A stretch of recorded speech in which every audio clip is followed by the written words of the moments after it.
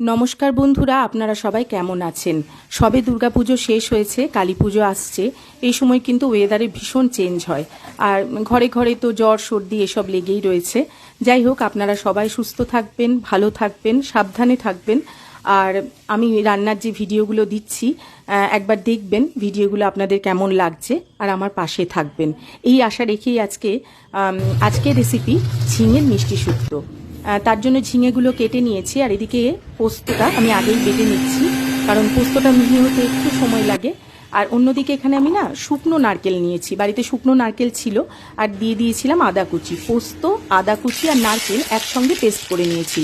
অন্যদিকে কড়াইতে সর্ষের তেলের মধ্যে সর্ষে ফোড়ন আর শুকনো লঙ্কা ফোড়ন দিয়ে দিয়েছি কেটে রাখা ঝিঙেগুলো। রান্নাটা কিন্তু ভীষণ সহজ, বাড়িতে অবশ্যই একবার ট্রাই করে দেখবেন।